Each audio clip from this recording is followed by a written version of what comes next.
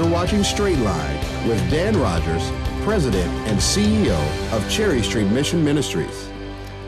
Welcome to today's show, and my name is Delray Bush. Today's topic is veterans and homelessness. So this is something that's very hot topic, I would say, in the media. Wouldn't you agree, Dan?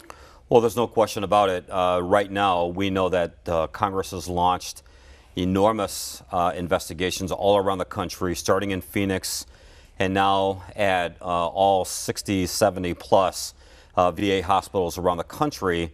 We now know that this is an enormous topic, but very near and dear to us at Cherry Street Mission Ministries, because Cherry Street was actually started in 1947 largely in response to returning veterans from the European and Pacific theaters of World War II. And by 1947, well after the war ended, men were populating our streets, particularly around Cherry Street. Actually, the 300 block of Cherry Street. It was at that time in the mid-1940s really a skid row, and lots of bars popping up all over the place, and streets were being populated by a new demographic that our community wasn't really used to seeing: homeless men. And so Jesse and Bertha Fleck in 1947 really opened this quintessential soup kitchen called Cherry Street Mission in response to returning veterans. So some of the realities that are currently happening, can you kind of help us understand them a little bit better? Well, absolutely. Right now, as we understand it, there are more than 70,000 veterans that haven't even been recognized or seen yet. And these are new veterans that are returning, and veterans that have been in waiting for years. So both Afghanistan, Iraq over the last 10 years, and veterans that were already on the rolls, but the quintessential falling through the cracks is now happening. Somewhere in the neighborhood of 70,000 veterans haven't seen. And then according to our own statistics as we see them, more than 54,000 veterans are on a waiting list. And what's been going on in the investigations, of course, is that the books essentially have been being cooked and more positive than what they really are. And unfortunately, Del Rey, in some cases across our great nation, there have been some veterans that have lost their lives waiting for someone to see them at a local VA hospital. And what that can do to the family, and I can only imagine how that must feel for both the families, and I mean, even as just someone who supports our veterans, it's heartbreaking. Well, it is. We ask our veterans, and that's what our topic today will be. We ask our veterans to really do an incredible job entering into a culture, a theater of war in a different country, a foreign theater, and ask them to do something really phenomenal, which in most cases is fight an enemy that they probably don't have, you know, a specific grind against, but that's the military. You know, you're called upon to fight for your country, and our veterans have done that. And for anyone that would say, well, then let's fight for our veterans, that's a very, very true statement. So we sat down recently, actually, with a good friend of ours, Matt Materney. Matt's a great friend, and also his wife, Christy, works for Cherry Street Mission Ministries, so we see Matt quite a bit. He is also a veteran recently, as a matter of fact. He fought in Afghanistan for our country, and I was really curious about what he had to say about his own experience in relationship to veterans, and particularly, though he's not experienced it himself, homelessness. And I started by asking the question, what do you think, or why do you think homelessness is so prevalent among veterans? Why don't we take a moment and see what Matt has to say about all those things? Here today with my good friend Matt Materney. Matt, you've had military experience. What branch of military were you in? I served in the Army. In the Army for 4 years. 4 years. Yep. You had a tour of duty or so under your belt? 16 months in Afghanistan. 16 months in Afghanistan. Okay. You know, Matt, quick question that I have for you today.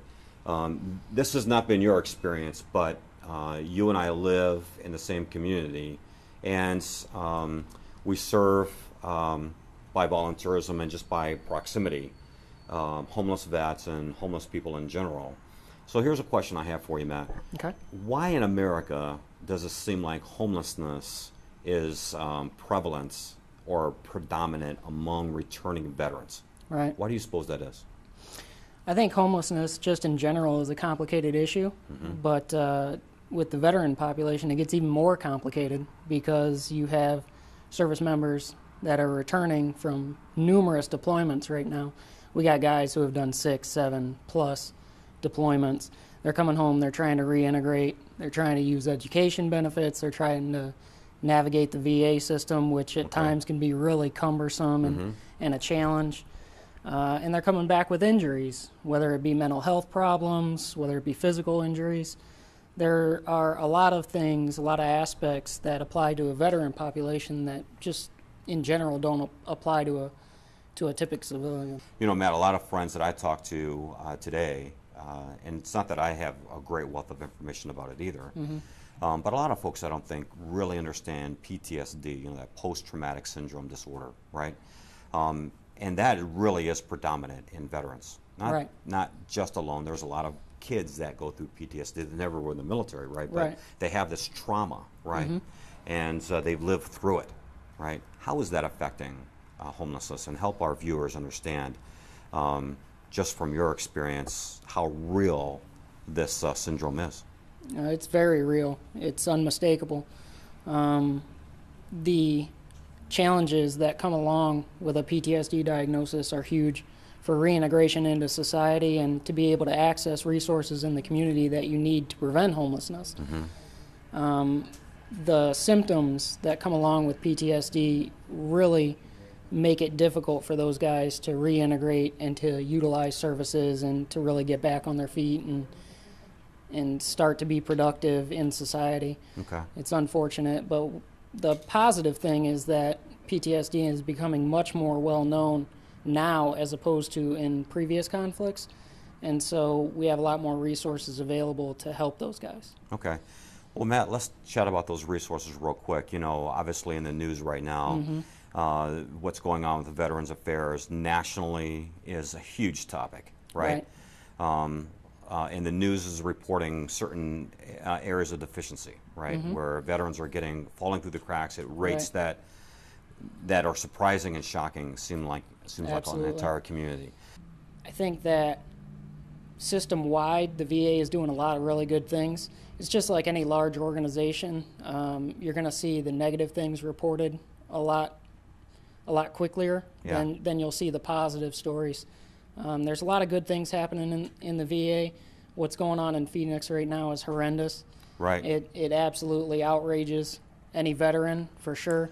Or any civilian, really. Right. Yeah. Anybody who hears that story is just appalled at what's going on. But there are a lot of positive things happening in the VA right now. The VA of today is a far cry different than the VA that, for example, the Vietnam-era vets came home to. Sure. So there's a lot of challenges. There's no question about it. But I think we're moving in the right direction. Things like Phoenix really set us back, and it really harms the integrity of the organization, and it increases the stigma that's involved. And so no doubt. Access, I think, will continue to be an issue, but I'm seeing... So is that a bright spot, Matt, do you think? I mean, these crises are really difficult, but if it brings more awareness, more attention, and it opens up access, does that end up being positive for returning vets? I think that the best thing that we can hope for out of this particular situation, the situation in Phoenix, the best thing that we can hope for is that the American public stays interested in what's going on. We live in a society where it's real easy for the public, when it's not right in their face, to kind of lose focus on an issue. And so the longer this stays in the media and the longer the focus of the nation is on the VA and on increasing services to veterans, I think we're in good shape. Unfortunately, we have a short attention span in this nation. And so I hope that we'll see a lot more positive things come out of this than negative. Well, you're absolutely right. Actually, you're proof positive of this because you've recently went to school and you've recently graduated this year with a BA in social work. A master's. A master's in social work. I didn't want to demote you. And the whole idea there, Matt, because I know you, is you really want to serve Absolutely. inside veterans issues Yeah. with your master's in social work. When I was discharged out of the military, it was for disabilities from injuries I received in Afghanistan, and when I navigated the system, it was incredibly difficult for me, and I had incredible supports available. In particular, my wife was an amazing support for me, and so to try and envision guys coming back with traumatic brain injury, with PTSD, with serious mental health and physical issues, trying to navigate that system on their own, that's a daunting task. And so rather than sit around and complain about it, it's better to get involved. And I think that goes across the board with any circumstance that you're facing. Well, no question. Matt, last question today. Give our viewers an action step, right? Many of them are not veterans, have not served the military. Certainly a lot of our viewers are civil servants, right? I mean, they give their lives in service of others. But give our viewers an action step. I mean, what is the one thing that our community could do to stay aware and stay engaged in veterans issues?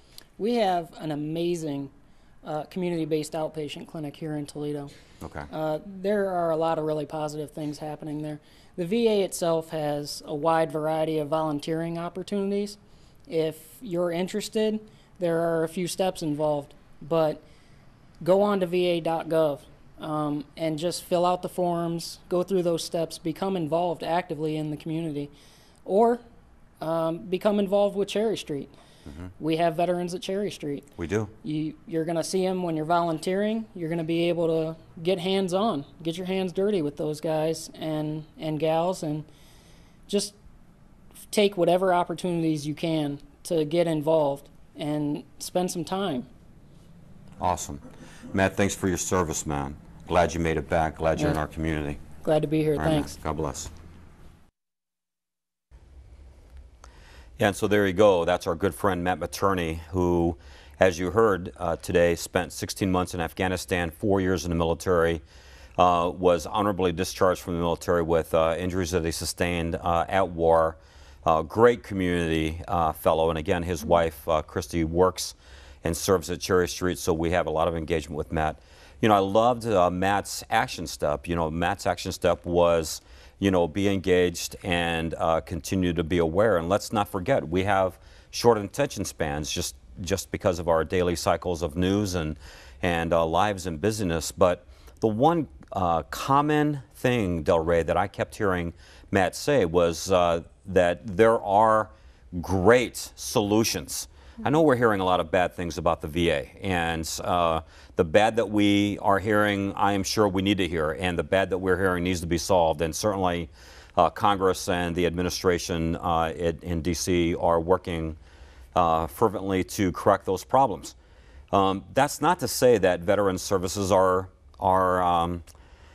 poor and within our community, and you heard Matt say that. As a matter of fact, I would encourage for any veteran that's watching us today, if you don't know that there is a fantastic outreach clinic down on Detroit Avenue, if you're familiar with around like Bowser High School on Detroit, around the Spencer Avenue area, it's just beyond that, between that area around Bowser and Glendale Avenue. Fantastic services that are being offered through the VA here locally, and it's a great caring community as Matt has described it. In your daily work, Del Rey, you are at Cherry Street Mission, you are our workforce development manager. You actually help people work on their resumes, reacquaint them to labor markets, and help people re-enter the labor force. I know, because of our work, some 35% of our population that we serve at Cherry Street is actually veterans. You must see this every day.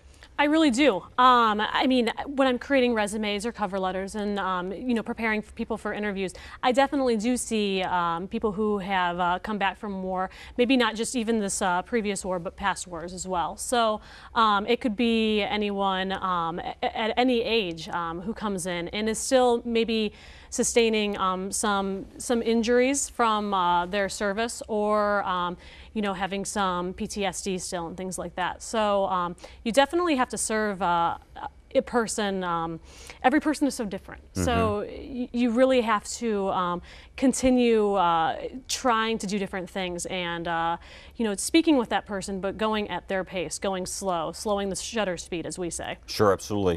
What are some of the realities that you face as an advocate with a veteran sitting at their desk or sitting at a computer station? What are some of the realities that you face to help them overcome? Are there self-worth issues? Are there confidence issues? Is there trust issues going on with them? What are some of the problems and barriers that you're helping our returning veterans overcome every day? Trust, you hit the nail on the head there with trust. I think a lot of times a veteran wants to speak to maybe another veteran, and they have trouble communicating with me about their experience. You know, I can't understand what they've all went through, but I can try and I can listen. And sometimes that's all somebody needs is a listening ear that is non-judgmental, understanding, and maybe, you know, a referral to services that might be able to serve them better. Do you think as a community we trust the veteran when we hand them the rifle and send them off to war, but once we take their rifle back, we view them differently? Oh, I completely agree. Almost as damaged goods, which is so sad. I definitely see that in their interviews and things like that when employers sometimes delve into their background, and they don't really want to get into a lot of that stuff because, again, that's not someone who has a veteran experience. They don't understand what that person's been through. So I definitely would agree that it's almost like a damaged good, which is terrible. I mean, this person served our country, and they did something so we don't have to, actually. So I think that definitely affects them. So trust is definitely a huge thing. You know, many folks may not realize that Cherry Street Mission Ministries operates 4 different medical clinics within our facilities, and they're all volunteer staffed by competent and caring nurses, and those nurses get them to mental health and to see doctors all the time. In what way, if trust is a big issue, are our veterans connecting with just medical professionals to help them through the issues that they're facing? I think the biggest thing is time. We have to take, like you've said in the past, take it off the table.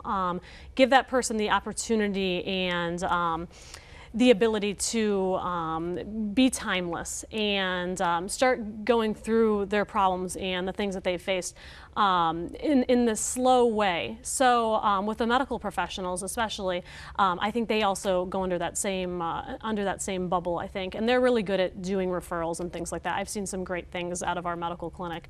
You know, Nurse Martha, she does a great job in referring guys and taking the time to just talk to them because so many people want to be heard, and they feel like they've maybe been shut up for too long. Well, because this is this show is called Straight Line, we're always wanting to make sure that we are making a clear connection between problems and solutions. And of course, the shortest distance between 2 points is a straight line. And as I've often said, people are the straightest line possible, right? And so can we just encourage our viewers to take a look at what you do every day? You work in Cherry Street's education department, and just encourage you to click on from cherrystreetmission.org how you can get involved, and you can actually fill out a volunteer application and actually sit with some great folks like Del Rey. You heard her say a moment ago that sometimes veterans, Del Rey, don't want to talk to you because you're not a veteran. But I can only imagine we've got veterans watching us today that's maybe thinking, you know what, I've been through what I've been through, and I've been served, and my experiences have been solid. Let me come down and volunteer with Del Rey. I'm sure you would be accessible to veterans to come and serve with other veterans. What would that mean to your daily work? Oh, it would be able to free me up to do more talking too with them and slowing down. I would be able to instruct someone on how to effectively make a resume, a volunteer maybe, so they can slow down and talk with somebody and give them the time that they so deserve. I can't think of anyone in our community who deserves it more than our veterans, to give them the time. So, I mean, it's so important. No question. I think one of the things that I've talked to Vietnam era veterans, which is my era, you know, Vietnam was ending as I was coming into my teenage years. And so I've got a lot of friends a little bit older than me that have been returning vets from Vietnam. One of their biggest dismays is they were not welcomed home. And I believe that for folks like Matt that we saw earlier, and folks that have come back from Iraq and from the Afghanistan wars of the last 10 years, there has been a better response from the community, welcoming our vets home and shaking their hands and saying, hey, you know, you did a great job and we're so glad that you served your country, and welcome home, than we were, you know, 30 or so years ago when Vietnam was ending. And yet, I talked to veterans today, and their hands were shaked and they were welcomed home, but it seems to have ended there from our community. You know, if you could say anything, Del Rey, since you work with veterans every day, far in greater capacity than I do even, what would you say to our audience? How can we move past, as a solution, from the handshake? How can we say, oh, okay, I extended you my hand, I welcomed you when I got off the bus or off the airplane, I'm glad that you served our country. What next? Yeah, I mean, that's such a good point. I mean, there's so much that we could say to them. I mean, thank you all the time, of course. I always try to thank our veterans, but at the same time, some people want to just put that behind them. They don't want to think about what they've done in the past, and you know, some of the things that they may have done when they were overseas or wherever they were. So, you know, like you said, volunteer. That's a great opportunity to start. Is coming in, volunteering, and if that's scary, you know. I mean, there's always staff there to you know, instruct you on how we can better serve each other. So no I think question. That's really important. Well, good. You know, as we think about today's show, particularly about returning veterans and the veterans that we have on hand right now, and you, as you're watching the show today, you see the staggering number of veterans that are falling through the cracks every single day in our own community, and certainly how that represents nationally. Can we just encourage you to really think through, as Del Rey said a moment ago, this is one of those topics and one of those issues that we face every day as a community that really is deserving of us to slow down the most on. To have anyone homeless within our community has to be unconscionable. It has to be something where we're saying we can solve this. We can make a straighter line between the problems that are creating homelessness, whether it's poverty or addiction or incarceration, or in this case, being a veteran and ending up on one of our streets and within our community is one thing. But to have a veteran who has served our community faithfully, and a lot of them, Del Rey, are older vets, people that have served. We're serving veterans on our street right now that served in World War II or in the Korean War. And I know our community, you are so caring and so giving that you want to support Cherry Street in a way of saying, look, we've got to solve this. We've got to engage in solutions that address homelessness, and particularly that address veterans. Please know this, that through your generosity and your support over 67 years from its inception, as you heard me say a moment ago, from 1947, Cherry Street Mission Ministries has endeavored to be your hands and your feet as we have all followed God and Jesus Christ into the fray of humanity for now nearly 7 decades. You have depended on Cherry Street to stand on the corners of our city and to stand in relationships with people that, in this case, veterans that are untrusting, who are probably experiencing some brain trauma or some post-traumatic issue. But, you know, here they are. And many of them have complicated issues of now alcoholism or drug addiction, because many of them started on painkillers, and that has led to other illicit things. And yet these are men and women that I know you love, and I know you want to do something dynamic with. let me encourage you, go to cherrystreetmission.org and click on that How Can I Get Involved button. Please volunteer. Please financially support Cherry Street Mission Ministries. But you know, support our veterans, because when you give and when you serve at Cherry Street, that's exactly what you're doing. You're giving to people like veterans who can receive more than just a nourishing meal, more than just a handshake, which are all important things, but they can provide solutions and opportunities where they can reconnect to the community. Del Rey, today's topic is one that I hope we revisit in days ahead, not just here on this studio, but one of the things that I hope our community does as this show winds down today, and maybe they move on with their evening or their day, that this perhaps could be a table conversation, right? Absolutely. What would you want those conversations to look like? I think honest conversation is the biggest thing.